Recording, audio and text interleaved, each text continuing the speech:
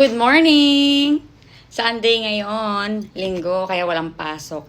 Kapag walang pasok, gustong-gusto ko talaga namamalengke.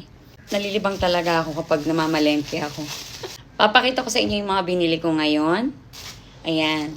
Unahin na natin to. Sabaw ng buko. Yan, ang dami. Kasi pinapainom ko to kay Mike. Maganda rin kasi ito sa ating kalusugan. Sabaw ng buko. Ayun, ang dami. Diba? Gusto ni Mike to, lalo na pag malamig. Nahiwalay ko na yung laman. Ito.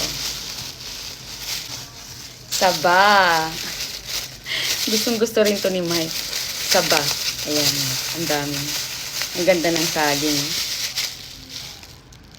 Laging naghahanap si Mike ng saging. Kaya talagang pag nakakita ko ng saba, bumibili agad ako. Naalala ko si Michael. Marami pa. Ito pa, oh.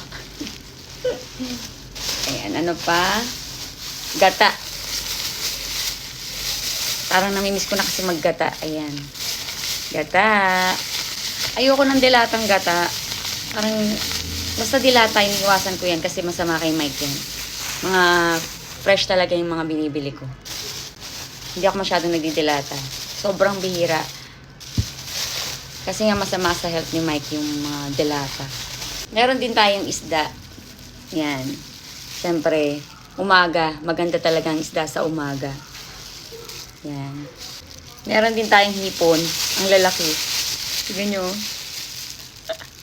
Lalaki ng hipon. Ang kaganda ng hipon. Sa umaga kasi talaga fresh pa. Kaya gusto ko talaga lumalakad kapag maaga walang pasok. Nakakapamalengke ako ng mga fresh. At meron pa tayong mga gulay. Ang dami rin. Meron pang mga gulay sa rep. Pero ako kasi ayoko nawawalan ng gulay. Gusto ko lagi kaming may gulay. Araw-araw.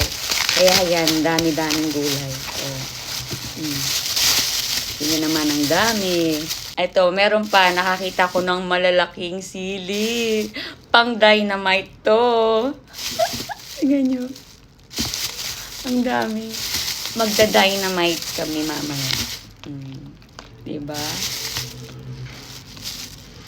Fresh din yan. Siyempre, may cheese. May giniling na ako sa rep.